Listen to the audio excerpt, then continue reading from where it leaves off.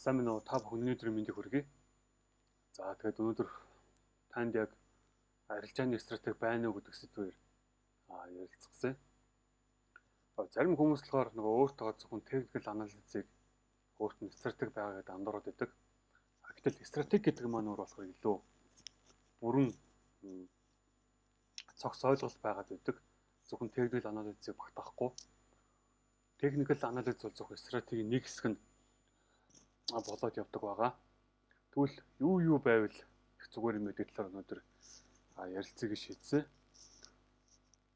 За трейдер очроо тэгжсэн байдаг нөгөө ном дээр $1-38,000 гэдэг ном дээр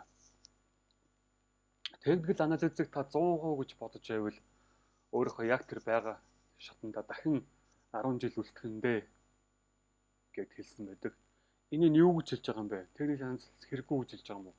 Мэдээж үгүй. Техникэл анализ заавалчгүй байх хэрэгтэй. Гэхдээ энэ бол яг таныг ашигтай трейдер ч юм ямар нэгэн байдлаар трейдер хүн болгохын ертөсөл нэг хэсэг юм а гэдэг санааг энд хэлж байгаа байна. Өөрийн гэсэн доктортой ажиллаж байгаа юм бол яах ёстой вэ гэхээр техникэл анализаас илүү олон зүйлийг өөртөө багтааж шингээж өөртөө нэгтгэх хэрэгтэй гэдэг гэсэн санааг энд хэлж байгаа байна.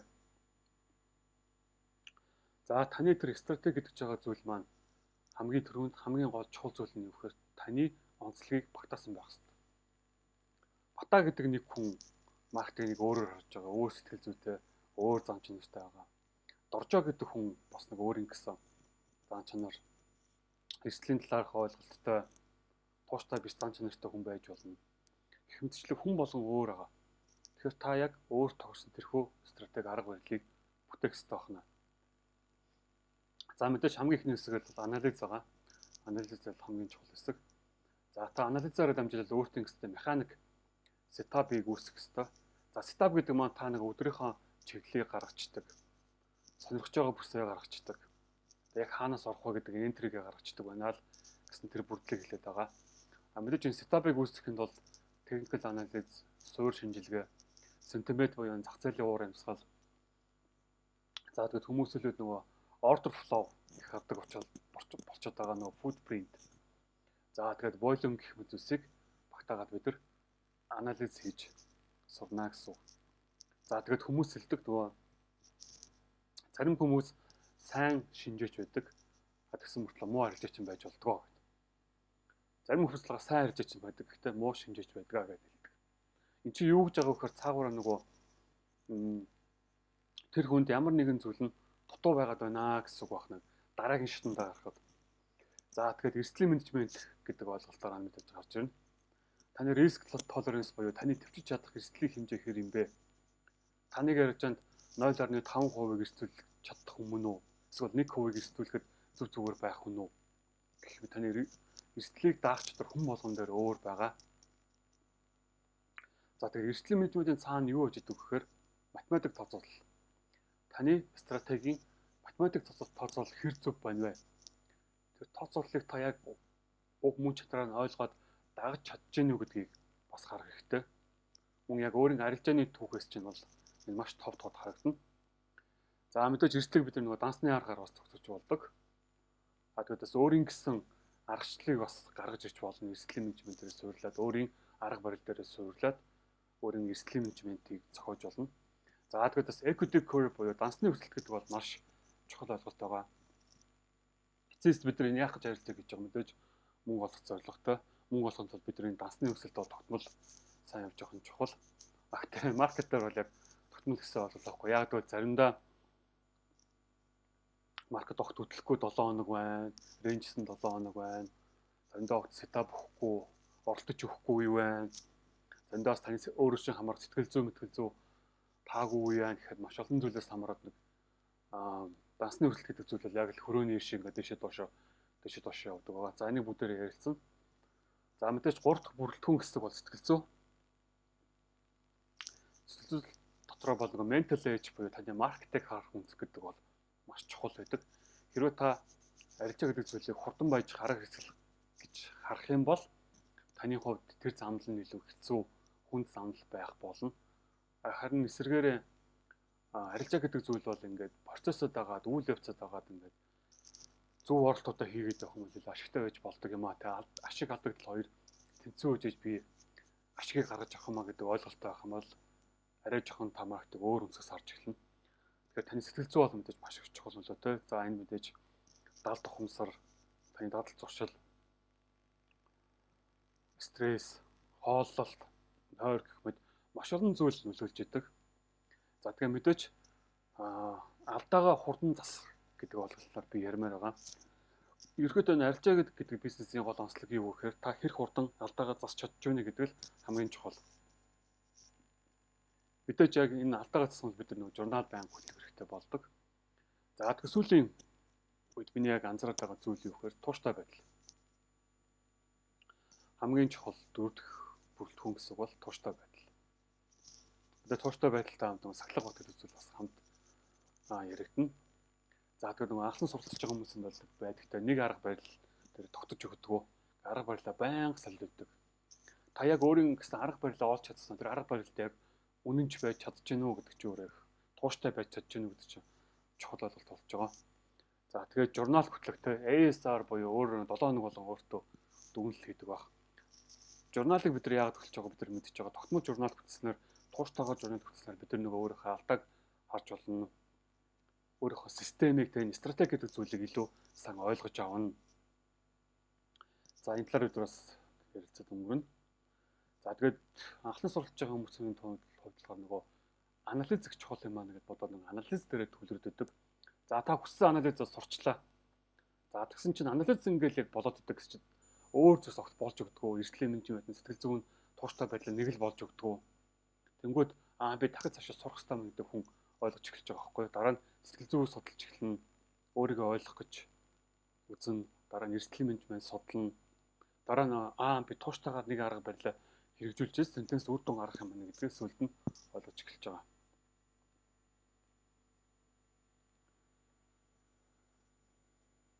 За тэгээд яг саний нөгөө дөрвөн зүйлийг ингээ нэгтгэхэд ингээ ойлгох гэж оролдох юм бол ингээ танд хэрэг машин байлаа гэж бодъё. Магадгүй энэ машины хөдөлгүүр нь эрсдлийн менежмент. Одоо дугуй нь одоо техникэл анализ, янз бүрийн бүх төрлийн анализ чинь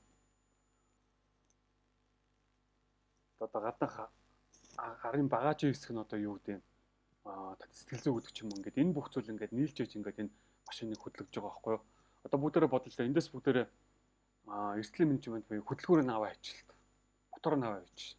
Тэгвэл энэ машин хөдөлж чадахгүй байгаа дах нь тийм ямар ч хөдөлгөх боломжгүй. Тэгэхээр ингээд бүх зүйл нь ингээд нэг доор ингэж бүрдэж ингэж яг ингээд нэгдэжээж энэ машин ингээд эрчтэйгээр хөдөлж эхэлнэ, явж эхэлнэ, мотор нь ажиллаж эхлэх нь ахна. Тийм учраас бид нар ингээл нэг хэсгээр нь ингээл бүрдүүлээл яваад идэг гэсэн. Ингээл анализаа нэг сургаал, сэтгэл зүгээ нэг анхаарал, журналаа хөтлөөл ингээл тогтвортой байх нь чухал юм ингээд дараа нь ойлгоол. Ингээл явж идэл ингээл машин маань ингээл баг багаар боссороод ингээд нэг стратеги буюу одоо тэр Доржогийн, Батагийн таны одоо хиний үед энэ тэр зүйл гарч иж байна гэсэн. Тэгэд энэ бүхнийг стратеги дээр мэдээж туршлага гэдэг зүйл яг энэ бүхнийг ингээд машинаа бүтээж байх туршлага гэдэг зүйл мэдээж маш чухал. Хүмүүс ярьдаг ч хэрвээ та эксперт ямар нэгэн зүйл дээр ингээд мэрэгчлэн болохыг хүсэх юм бол 10,000 цагийг зарцуулах хэрэгтэй гэдэг. Гэтэл бид нар нөгөө 10,000 цагаа зарцуулаагүй байж заримдаа яарад байдаг. Одоо бүгдээрээ бодлоо та мэрэгжлийн уралдаачин хүн байлаа гэж бодъё л та одоо нөгөө F1 гэдэг Формула 1-ийн уралддаг тэр нөгөө уралдаанч хүн гэдэг магадгүй хүүхэд байхаас тахгүй болоод ингээд 5-10 жил уралдсан хүн байгаа шүү дээ. Бид нар тэр хүмүүсийг хараад нөгөө үр дүнгийг хараад идэг. Ямар гоё юм бэ гэдэг ингээд тэмцээн төрүүлжлээ энэ хүн их мөнгө олчлаа гэдэг. Үр дүн дээр төвлөрд идэг. Гэтэл тэр хүн тэр хэмжээний болоход ямар их цаг хугацаа, хичээл зүтгэл, туршлага хөрвүүлсэн мэ гэдэг бид нар анзаардаггүй. Тэгэхээр 10 жил уралдсан хүн нэг сар уралдаж байгаа хүн хоёрыг харьцуулах юм бол тэр чи одоо тэнгэр газар шиг одоо маш том ялгаа гарч ирж шүү дээ. Тэр талаар би яриад байгаа юм шүү. Тэгэхээр техникэл анализ гэдэг бол таны өөрийн гэсэн стратеги одоо арга барилын ердөөсөө нэгэн хэсэг байна. Арилжааны чинь ердөөсөө нэгэн хэсэг байна гэдгийг бүгдээрээ ойлгоод авчлаа гэж бодож байна. За тэгээд ерөөдөө ингээд аржааны замлал ингээд хаардах юм бол хоёр зүйлийг чухал болоод гараад ирчихэж байгаа. Яг таны хувьд юу болж байна вэ? Яг таны энэ арга барилын хувьд яг юу ажиллаад байна вэ? Танд Dove on ажиллаад байгаа мó? Танд ICT ажиллаад байгаа мó? Яг таны хувьд яг юу болоод байгаа юм гэдгийг бид нөгөө мэд хэрэгтэй болчиход байгаа байхгүй юу? Тийм учраас нөгөө журнал хөтлсөн хүн, журнал хөтлөөгүй хүнээс хамаагүй хол хурдан явж чадаад байгаа. Ягаад гэвэл нөгөө юу ажиллаад байгааг тэр хүн чинь мэдээд байна шүү дээ. За тэгээд бас та scalper хүн юм уу? Та day trader хүн юм уу? Та swing trader буюу хэдэн өдрөөр ажиллаж байгаа байдаг хүн юм уу? Яг аль нь танд яг зохицоод байгаа, аль нь танд болоод байгаа гэдгийг бид журналаар дамжуулаад мэдчих болно. Мэдээж энэ дээр бас таны амьдралын хэм маяг хүний онцлог бол бас ярих хэрэгтэй болно. Жишээ нь түргэн ааштай, түргэн ууртай ингээд түргэн зан чанартай хүн бол илүү scalper гэдэг ч юм уу. Арай жоохон төвчөртэй хүн бол day гэдэг ч юм уу. Бас нөгөө талаас харах юм бол нөгөө байнга аржаа хийгээд авах боломжгүй хүн бол орой дээр л нэг анализ зараад эсвэл 7-ны өсөлөөр нэг анализ зараад нэг харж байгаа бол Нью-Йорк үеэр нэг swing орчдөг ч юм уу. Тэг хүн болгон ингээд амьдралын хэм маяг хувийн онцлогоос хамаараад өөр байгаа даахгүй. Тэгэхээр нөгөө эхлээд явж байгаа хүн ингээд өөрийгөө хинбэ гэдгийг мэдэж чаддгүй. Scalper юм уу, day trader юм уу, swing надад тогтсох юм уу. За тэгээд цаашлаад индекс харилчих юм уу, металл харилчих юм уу, хослууд харилчих юм уу тий. Одоо йен доллар гэдэг ч юм уу, доллар йен гэдэг ч юм уу, паунд йен гэдэг ч юм уу. Яг таны зан чанарт эдгээр зүйлсийг аль нь зохицоод байгаа юм гэдгийг олох хэрэгтэй болчихж байгаа. Одоо шинэ индекс металл гэдэг бол ингээд одоо нөгөө Nasdaq, Alt мөнгө гэдэг ч юм уу хурдан хөдөлгөөнтэй байдаг. Тэгэхээр хурдан үр дүн хүсдэг хүнэлээ зохицоод байгаа. Pair бол харьцангуй удаан хөдөлдөг, маш их нөгөө хэрчиж хөдөлдөг. Ялангуяа доллар, паундтай хослолууд. Тэгэхээр илүү swing аржааны зохицдог ч юм уу те. Илүү удаан ажид 50 байж чаддаг төвчээртэй хүн зохицдог байх нь жишээ нь. За тэгээд та нэг pair арилчих юм уу, олон нэг хослол арилчих юм уу, олон хослол арилчих юм уу гэдэг бас яригдана. Яг таны хувьд яг аль нь ажиллаад байгаа? Хэрвээ та day trade хийдэг бол 1-2 хослол бол үнэхээр хангалттай өдөртөө. Swing арилжаа хийж байгаа бол олон хослолоос дундаас нөгөө боломж харах хэрэгтэй болчихж байгаа. Тэгэхээр яг танд яг аль арга барил нь эндээс ажиллаад байгаа юм бэ? Аль хослол нь ажиллаад байгаа юм бэ? Яг түрүүний ярьсан шиг аль анализын танд илүү ойрхон байгаа юм бэ гэдгийг бид нар харах хэрэгтэй болчиход байгаа. Тэгэхээр нөгөө хэмжиж чаддаг хүн удирдах чадна гэж нэг юм яриа байдаг. Гол нь энэ дээр байгаа зүйлсийг та юугаар баталгаажуулах хэрэгтэй вэ гэхээр бодит датагаар, бодит мэдээллээр, бодит тоон, статистикаар батлах хэрэгтэй гэсэн үг. Сэтгэл хөдлөлөөр биш. Сэтгэл хөдлөл бол төр зурах, бодит тоо баримтал үргэлжлэндээ байж гинэ гэсэн үг. Жишээ нь яг одоо энэ дээдлэлтийн болж байгаа зүйлсийг ярьсан зүйлийг та 100 аржааны үр дүнгээр баталж чадах юм уу гэдэг асуулт гараад байна. Эсвэл та зүгээр сэтгэл хөдлөлөөр хандаад байгаа юм гэдэг асуулт гарч ирээд байгаа. За нөгөө талаас бид нар нөгөө юу болохгүй байна гэдгийг бас журналаас харах хэрэгтэй. Түрүү ярьсан нөгөө эхлээд аржааны бизнесийн хамгийн гол онцлог гэх юм бол алдаагаа хурдан засах юм а. Энэ бол алдаагаа засдаг тийм дүрмтэй юм а. Ийм онцлогтой бизнес юм а гэдэг. Хин хурдан алдаагаа засна тэр хүн илүү сайн аржиж юм болохгүй илүү хурдан ойртож чаддаг. Алдаа яг сэтгэл зүйн талаас гараад байгаа юм уу? Эсвэл таны шинжилгээ талаас гараад байгаа юм уу? Эсвэл маркетинг та буруу хараад байгаа юм уу? Хурдан байж арга хэрэгслээд буруу хараад байгаа юм уу? Эсвэл таны хүсэл хүлээлт ингээд таныг яаруулад байгаа юм уу? Алдааг ханаас гараад байгаа гэдэг бид нар олж сурах хэрэгтэй байгаад байгаа. Тэгээс тэрийг засч чаддаг байх хэрэгтэй. За үйл явцын талаас яг таны хардаг оролт үүсгэтэлээр та алдаад байгаа юм уу? Орхотоо алдаад байгаа юм уу? Орсны дараа алдаад байгаа юм уу? Эсвэл бүр арижаад тусны дараа сэтгэл хөдлөлтөд их хэд их автаа шуналдаа хөтлөгдөд байгаа юм уу гэдгийг нөгөө үйл явцын талаас алдааныг бас харж болж байна. Тэгээд бас сэтгэл зүйн талаас яг алдааны ямар паттерн байгаа гэдгийг бид нар мэдэх хэрэгтэй болно. Журналаас хөтлөх юм бол нөгөө revenge trade те өшөө олтын арилжаа хийгээд байгаа юм уу? Шуналдаа хөтлөж байгаа юм уу? Айцтай хөтлөж байгаа юм арж байгаа барьж чадахгүй байгаа юм гэх мэт зүйлсийг олоход маань журнал тусалдаг байна. Тэгэхээр та өөртөө нэг дүгнэлт хийгээд үзээрэй. Надад яг юу болоод байна? Юу болохгүй байна гэдгийг яг ингээд дүгнээд чигсаагаад бичиж үзэрэй. Тэгэх юм бол та илүү зөвхөн нэг өдөр тутам хийдэг арилжаанаасаа биш ингээд том зургаар ингээд одоо сэтгэлгээний талаас ингээд том зургаар нь ингээд ер нь юу болоод байгаа гэдгийг хараад эхэлнэ гэсэн үг. Тэгэхээр яг үүндээ бид нар чартыг харилцаад байгаа биш. Өөрийнхөө зан чанарыг харилцаад байгаа. Та илүү яардаг хурдан төрөн аштай хүн бол скальпер байх магадлалтай илүү дээ. За скальпер байлаа гэхээр нэг хослолоор айлчдаг ч юм уу.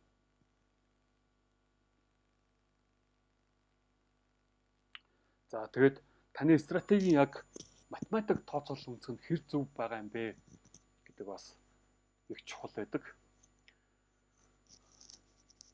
За жишээ нь бүгдээр үндсэн дансан дээр бодъё те. Хэрвээ таны үндсэн данс фанд данс байлаа гэж бодъё те. Бидний их хэн мэдээж нөгөө фандер л капитал босох гэж үзэж байгаа. За таны төсч чадах, дааж чадах эрсдэл 1 куб байна. 1 куб байна гэж бүгдээрээ бодъё. За та 1 куб огт өөрчлөхгүйгээр гэж шийдсэн байна.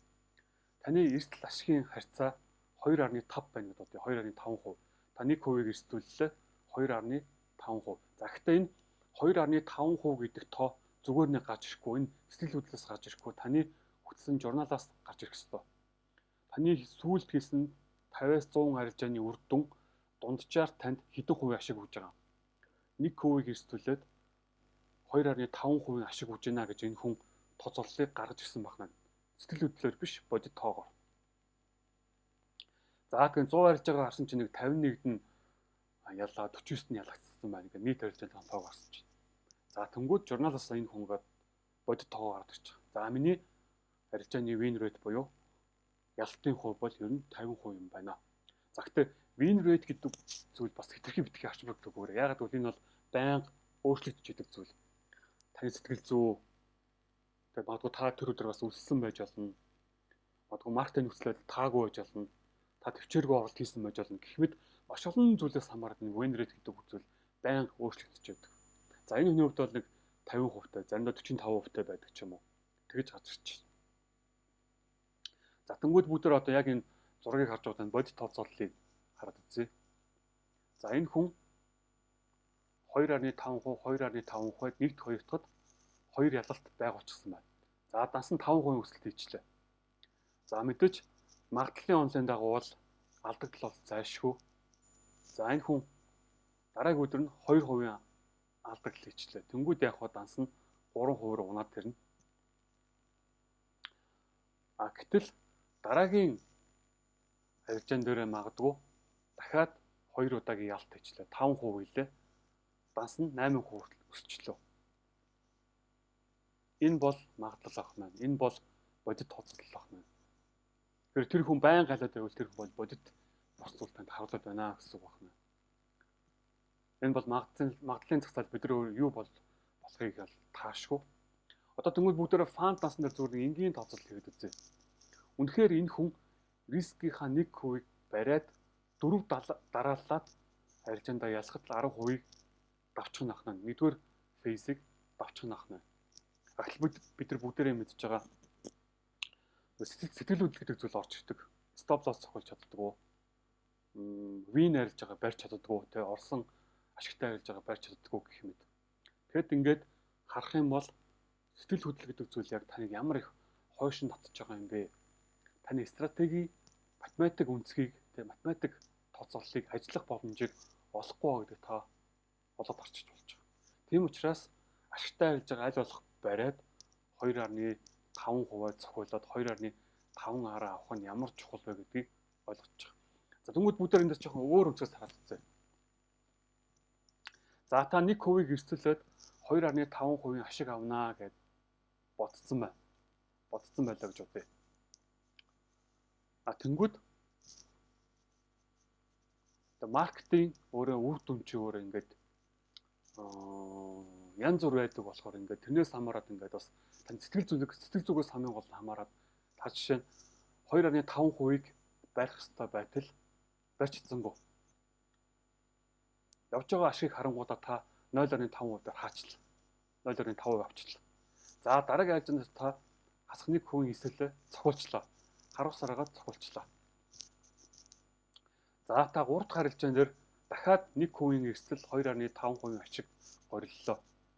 За бас дахиад айцтай автагдаад 0.25 хөрөнгүүд нь хаачлаа. Гэхмэчлэн хасах 1, 2%, хасах 1, 1%, хасхныг 2.5% гээд хэрвээ бид нар ингээд нөгөө сэтгэл зүйтэй баригдаад байх юм бол нөгөө математик тооцоолол гэдэг зүйл чинь ажиллах боломжгүй болчихж байна гэсэн үг. Тэгэхээр ашигла ямар ч гэсэн стратегитэй итгээд барьж сурах нь ямар чухал вэ гэдгийг эндээс харж байгаа. Тэгжээж бид нар энэ ашигын өсөлт гэдэг бодит тооцооллыг хийх боломжтой болох нэ. Мэдээж энэ нь өөрөө бид нар мэдж байгаа нэг маш олон их туршлага шаардлагдан өөртөө тулалдах хэрэгтэй болно. Сэтгэл зүгээ давах, тэгээ айдсаа ялан дийлэх хэрэгтэй болно. За тэгээ мэдээж энэ дэр хүмүүс янз бүрийн арга бол хэрэгжилж байгаа.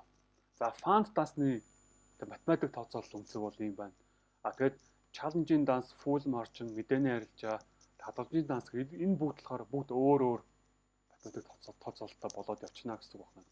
Бүгдээрээ зөвхөн үндсэн данс дээр ярьж байгаа байна. Тэгэхээр та яг таны стратеги үнэхээр математик тооцоололоор зөв байж чадчихэв үү? Та яг математик тооцооллын зөв явуулж чадчихэв гэдэг бас тасаа хараад үзээрэй. Заримдаас нөгөө шинжилгээ нь болоод идэг, сэтгэл зүйн болоод идэг. Эрсдлийн менежментээ ингээд барьж чадахгүй ингээд байгаад байх юм бол тэгэхээр ингээд дансны өсөлт гэдэг зүйл бас байхгүй болчих болох нэ.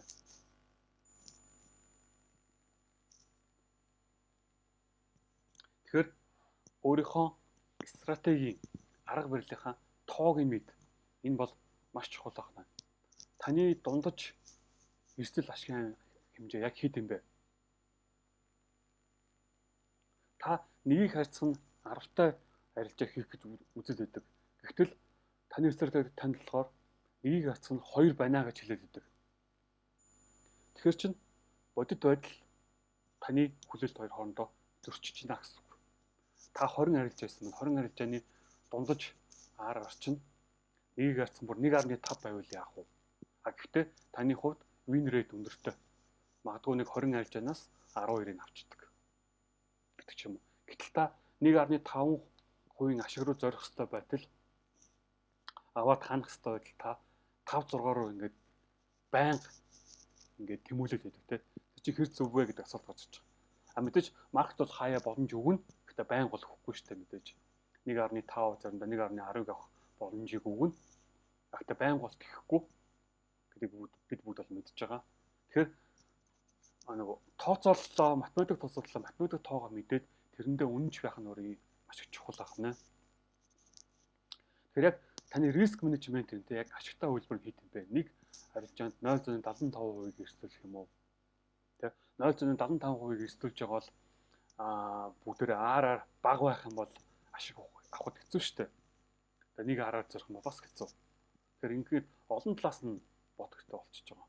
Тэгэхээр яг таны сэтгэл хөдлөлөөр биш ядаж тэ 100 биш юм ахад таны 50 арилжааны статистиктэй тоо баримт танд яг юу гэж хэлээд байна гэдгийг та өөрөө харах хэрэгтэй болчихж байгаа.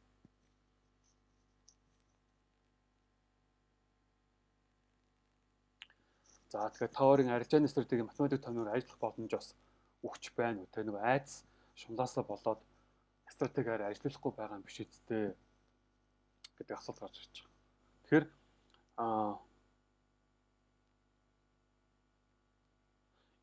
энэ дээр би нэг зүйлийг бас хэлмээр байгаа нөгөө эрсдлийн хувиа яг ингээд өөрийн дааж чадах эрсдлийн хувиа аль болох өөрчлөхгүй байх нь хэцүү юм аа гэдэг зүйлийг ярих гээд байгаа.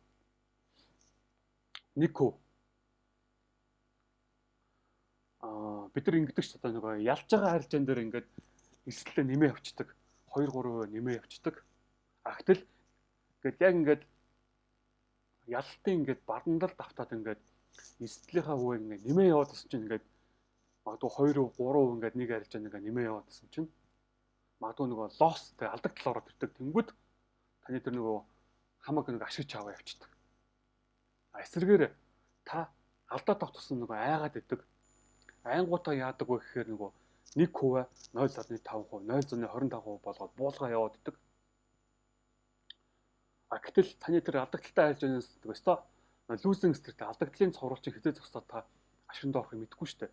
Гэтэл ашиг ороод эхэлдэг, ашиг аваад эхэлдэг. Гэтэл 1% 0.25% болгоцсон байсан чинь ингээд ашиг аваад эхлэнгүү та нэг 2-3 ашигтай арилжаасан чи дөнгөж за бодё 0.25-аар 3 гэдэг чинь 0.75% ашиг авчдаг. Гэтэл та яг 1% эрсдүүлж байсан бол 3% ашиг авах байсан. Тэгэхээр ийм тооцоолт гарч ирж байгаа байхгүй. Тэгэхээр яг тогтсон сэтгэлийн хуваараа орж явах нь өөрөө маш чухал ахна. Тэ ялсан ч өөрчлөхгүй, ялгсан ч өөрчлөхгүй гэдэг нь өөрөө маш чухал ахна. Гэхдээ энийг бид зөвхөн үндсэн тас дээр ярьж байгаа шиг гэдгийг ойлгох хэрэгтэй. Challenge, full margin мэдээний харьцаж бол хамаагүй шүү дээ. Энэ бол шал өөр арга барилаар одоо бүгдийн нас эрсдэл орсон ч болохоор тэ шал өөр менежмент барьж явна. Тэгэхээр яг нөгөө үндсэн данс бол нөгөө доктортой өсөлт хийж явах хэрэгтэй. Тэгээ одоо яг эрсдлийн менежмент айл болох нөгөө тогтмол барьж явах хэрэгтэй. Тийм данс уруу болчихж байгаа. Мэдээж хүү юм чинь заримдаа бид нар алдаа яадаг 2 3 үжиж одоо математик тоцоололт үзүүлийг бид нар ойлгож байгаа. Тэгэхээр ялвал яллаа гэд сэтгэл хөдлөлт автахгүй. Ялагдвал ялагдлаа гэд эрсдлийн хувь бууруулахгүй. Яг нэг хуваараа тогтмол орох нь өөрөө их чухал байна. Тэгжиж бидний стратеги математик тоцоолол ингээд ажиж эхлэх нь ахна.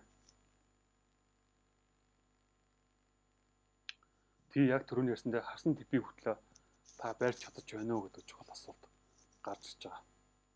Тэгэхээр та ингээд үзэг бал гаргаад ингээд яг ингээд нарийн тоцол хийгээд үзээ. Тэнгүүд типийг хөтлөө барих нь ямар чухал юм бэ?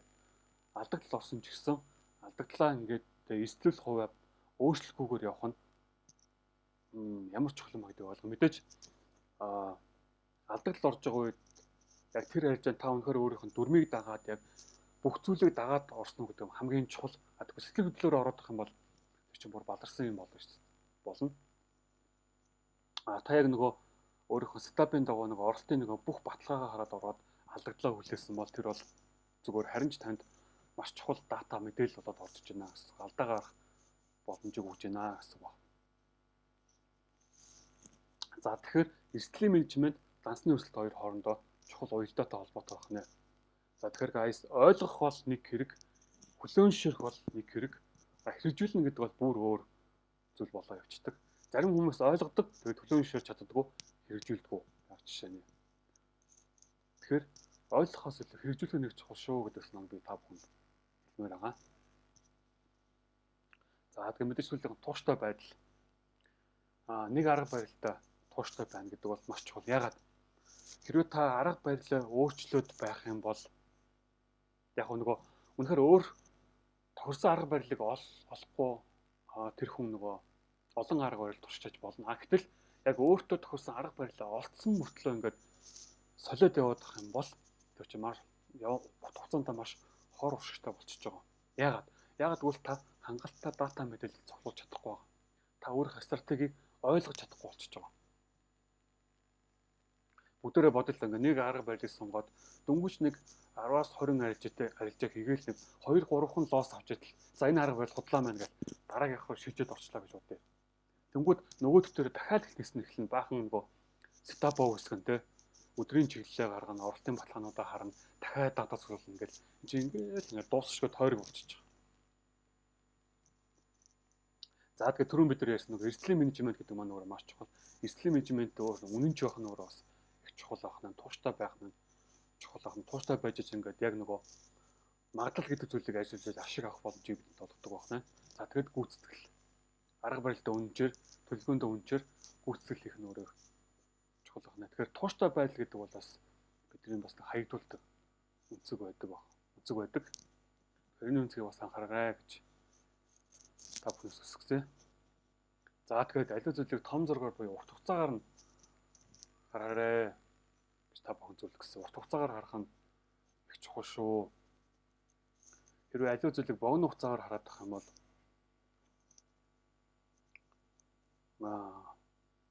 чиг арьж хүн болох зорилго чи улам холоод байна гэсэн.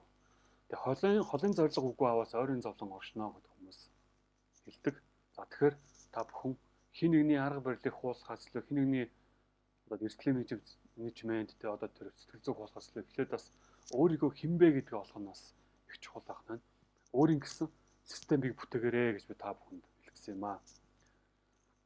Мөн тэгээд бас зарим хүмүүс болохоор ингээд танилцахаар ингээд зөвхөн техникэл анализ сурчих юм бол ингээд бүх юм болно гэж хэлдэг.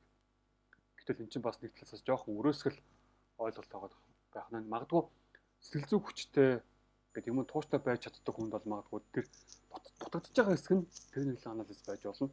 Гэтэл зөвхөн техникэл анализыг зөвхөн 100% гэж хараад байх юм бол Тэгээ энийг сурчих юм бол би болно гэж бодоод байх юм бол цаанаас өөр хэсгүүд байдаг байх шүү. Тэгэхээр та бол дахин давтагчшгөө өрмөц хүн. Тэгэхээр зөвхөн яг өөртөө тохирсон арга барил системийг бүтээгээрэй гэж удаа хүндэлсэн юм аа. За тэгээд энэ видеоноос та бүхэн хэрэгтэй зүйл жоохон ч бол авсан байхаа гэж найдаж байна. За бай.